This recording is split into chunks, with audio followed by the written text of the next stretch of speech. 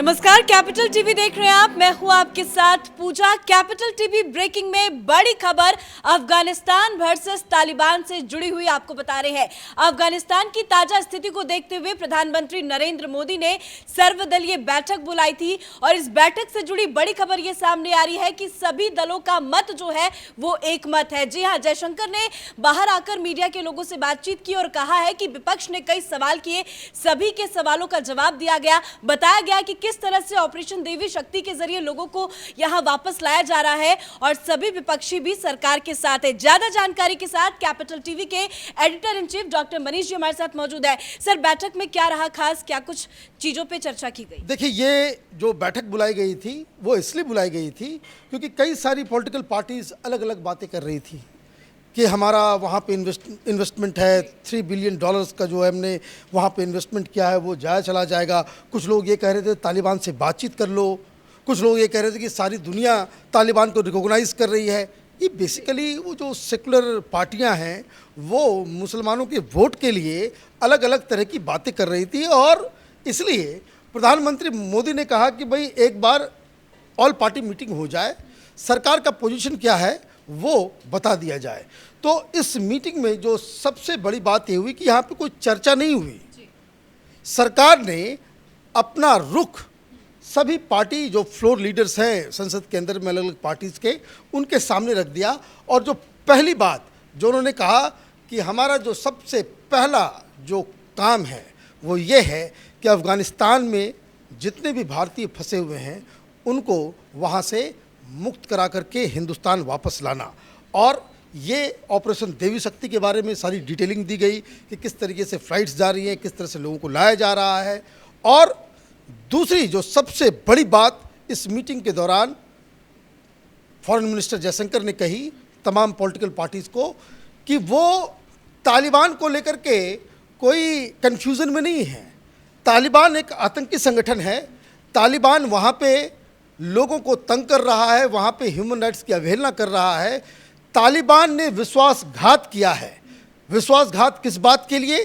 कि वो तालिबान ने जो कमिटमेंट दिया था दोहा के दौरान बातचीत में कि वो अगर वो सत्ता में आता है वहाँ पे पीस लेकर के आएगा, वहाँ पे वो अपने उसी तरह की हुकूमत को नहीं चलाएगा, शरिया कानून को लागू नहीं करेगा, महिलाओं को बाकायदा आज़ादी दी जाएगी, आर्टिस्ट, इंटेलेक्चुअल्स, कलाकार, सिंगर्स, इन लोगों के साथ भी कोई जिस तरह से पिछली बार इन लोगों ने किया था वो इस बार नहीं होगा। ये वादा करके आए थे कि वहाँ पे कोई वायलेंस नहीं होगा। लेकिन तालिबान जो इस वक्त कर रहा है वो पूरी दुनिया से इसको कंडेमनेशन मिल रही है कि भाई आपने वादा करके आप अपने वादा पे खड़े नहीं उतरे। तो ये एक मसला है कि तालिबान भारत सरकार की नज़र में एक आतंकी संगठन है और इसलिए जो भारत सरकार की तरफ से ये कहा गया कि ये जो हमारा जो पूरा प्लान है वो सिर्फ और सिर्फ अफ़गानिस्तान की जनता को देख करके ही हम सारा फैसला कर रहे हैं। और फ्यूचर पॉलिसी के बारे में बताया गया कि भाई अब आगे क्या करेंगे। तालिबान की वहाँ सरकार बन जाती है तो क्या तालिबान के साथ हम रिश्ते रखेंगे, कोई हम लोग कोई चैनल खोलेंगे? तो इन्होंने कहा है कि भाई अभी फ्लूइड सिचुएशन है, हम इसका जो डिसीजन है वो आगे लेकर के करेंगे। वो इसलिए करेंगे क्योंकि हम लगातार दुनिया के तमाम मुल्कों से भी बातचीत कर रहे हैं और जयशंकर साहब लगातार अलग अलग देश का दौरा भी कर रहे हैं, वहाँ के विदेश मंत्री, वहाँ के जो डिसीजन मेकर्स हैं उनसे बातचीत भी हो रही है। और जिन जिन लोगों से इनकी बातचीत हो रही है, मज़ेदार बात यह है कि वो तमाम बहुत सारे मुल्क, चाहे वो जर्मनी हो, चाहे वो फ्रांस हो, चाहे वो ब्रिटेन हो, हर जगह से एक ही बात कही जा रही है कि तालिबान को अपना रुख बदलना होगा। लगातार तालिबान के ऊपर प्रतिबंध भी लग रहे हैं। अमेरिका ने फंड बंद कर दिया है, IMF ने फंड बंद कर दिया है, वर्ल्ड बैंक ने फंड बंद कर दिया है। तो अभी बहुत ही फ्लूइड सिचुएशन है। लेकिन सबसे बड़ी बात इस मीटिंग में यही हुई है कि सरकार की तरफ से दो टूक कहा गया है कि हम जो कुछ भी फैसला लेंगे वो फैसला अफ़गानिस्तान की जो जनता है उसको ध्यान में रख करके लेंगे और तालिबान को हम एक आतंकी संगठन समझते हैं।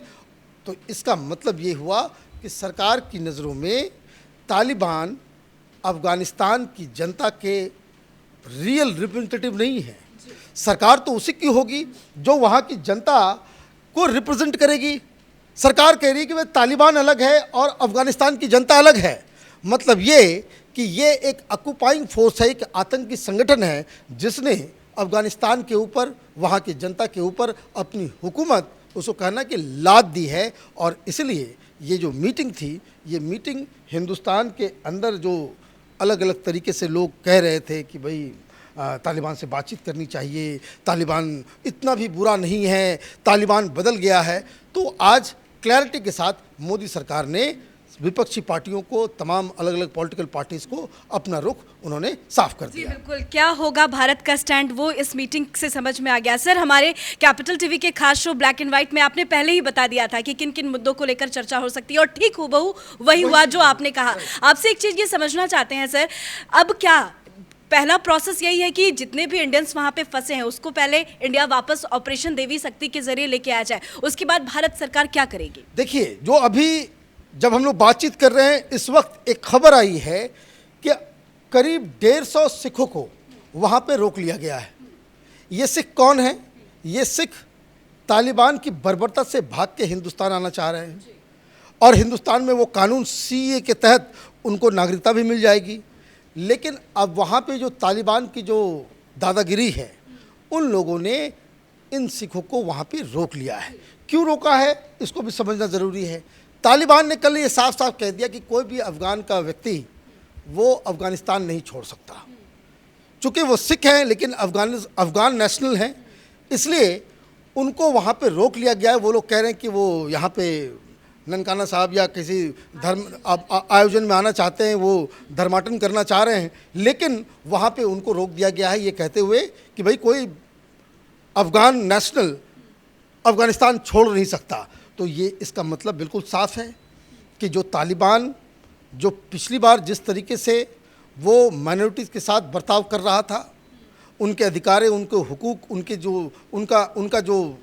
जो आज़ादी है उसके ऊपर ये प्रतिबंध लगा रहा है। आप किसी को क्यों रोक सकते हो, कैसे रोक सकते हो? अगर अनटिल अनलेस आपकी जो पूरी भूमिका, आपका जो पूरा प्लान वो यही है कि पूरे अफ़गानिस्तान को जो है वो शरिया कानून के अंदर जो है आप उसको एक जेल खाना बना देंगे, अदरवाइज़ रोकने का तो कोई कारण नज़र नहीं आ रहा। तो ये सारी चीज़ें हो रही हैं। साथ ही साथ तालिबान को लेकर के अभी और भी बड़ी चिंताएं हो रही हैं। अभी जो इस वक्त ब्रेकिंग न्यूज़ जो पूरी दुनिया में जो चल रहा है वो ये चल रहा है, ये बताया जा रहा है कि काबुल एयरपोर्ट के ऊपर एक आतंकी हमला होने की संभावना है। और ये आतंकी हमला किसकी तरफ से होगा? वो ISIS। जिस बात का खतरा लगातार हम लोग इस बात को कहते आ रहे हैं कि तालिबान का अफ़गानिस्तान में हुकूमत होने का मतलब ये है कि चाहे वो ISIS हो, चाहे वो अलकायदा हो, जैसे मोहम्मद हो, तमाम जो आतंकी संगठन हैं उनके लिए ये एक हेवन बन जाएगा। आप एक पूरा इलाका इस तरह के आतंकवादी संगठनों के हवाले करने जा रहे हैं जहाँ पे उनकी ट्रेनिंग भी होगी, वहाँ पे रिक्रूटमेंट भी होगा, बाकायदा उनको सारी सुविधाएं दी जाएगी, जहाँ से बैठ के वो, चाहे वो हिंदुस्तान हो, चाहे वो ब्रिटेन हो, चाहे वो फ्रांस हो, चाहे वो अमेरिका हो, कनाडा हो, दुनिया भर में वो आतंकी हमले की साजिश रच सकता है, वहाँ से बैठे बैठे उसे अंजाम दे सकता है। अब ओसामा बिन लादेन ने 9/11 किया, अमेरिका के ऊपर हमला किया, तो वो अमेरिका में तो नहीं था, वो तो अफ़गानिस्तान में ही था। वहीं से बैठ कर के उसने सारी ये प्लानिंग की। साथ ही साथ पाकिस्तान का रोल, पाकिस्तान जिस हिसाब से वहाँ पे अपने लोगों को भेज रहा है, वहाँ पे ट्रेनिंग देने के लिए ISI जो वहाँ पे जिस हिसाब से एक्टिव है, तो कई सारी चीज़ें हैं जिसको लेकर के भारत को अभी इंतज़ार करना चाहिए कि जो सिचुएशन वहाँ पे है, हिंदुस्तान की जो रणनीति रही है, हिंदुस्तान अपने आप में दुनिया का सबसे बड़ा डेमोक्रेटिक मुल्क है। हम ऐसे तंजीम को, ऐसी संगठन को, ऐसी सरकार के साथ खड़े नहीं हो सकते जो महिलाओं को घर के अंदर बंद कर दे, जो माइनॉरिटीज़ के ऊपर हमला करे, जो ये कहे कि भाई कोई कलाकार काम नहीं कर सकता है। अभी खबर आ रही है कि वहाँ पे जो लोग, कुछ सिंगर थे, कुछ कॉमेडियन थे, वो सब्जियाँ बेचना शुरू कर दिए क्योंकि उनको अब कोई काम है नहीं। तो ये इस तरह की इसको कहते हैं कि बर्बरता पूर्ण सरकार, उस तरह की विचारधारा वाले संगठन को आपके साथ बातचीत आप कैसे कर सकते हैं, कैसे उसको अपना समर्थन दे सकते हैं, और कैसे आप ये कह सकते हैं कि हम तो ह्यूमन राइट्स के लिए खड़े होने वाले मुल्क हैं, हम तो आज़ादी पसंद मुल्क हैं, हम डेमोक्रेसी को पूरी दुनिया में कायम करवाने वाले मुल्कों में से एक हैं। तो ये दोहरापन, ये पूरी दुनिया के सामने आप इस तरह की नीति को आप नहीं लेकर के जा सकते हैं, जबकि तालिबान का जो रवैया है वो बिल्कुल अब दिन के उजाले की तरह साफ हो गया है कि जो तालिबान बदल गया है, तालिबान जो है पिछली बार की तरह 95 में जिस तरह से वो बर्बर एक्ट करता था वो नहीं करेगा। तो ये तो झूठ सामने आ चुका है।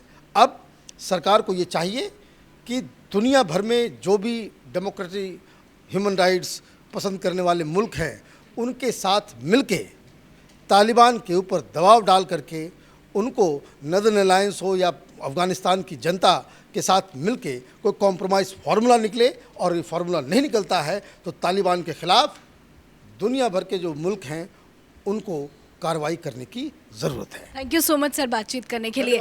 तो कैपिटल टीवी ब्रेकिंग में बड़ी खबर आपको बता रहे हैं। प्रधानमंत्री नरेंद्र मोदी ने अपना स्टैंड तालिबान को लेकर क्लियर कर दिया है और कह दिया है कि वो अफगानिस्तान के साथ है। इसी बीच बड़ी खबर ये भी आ रही है कि काबुल एयरपोर्ट पर करीब 140 भारतीय सिखों को वहां पे रोक दिया गया है, उसे वापस आने नहीं दिया जा रहा। वो किसी आयोजन के लिए भारत आना चाहते थे पर उन्हें अभी फिलहाल वहां पे रोक दिया गया है।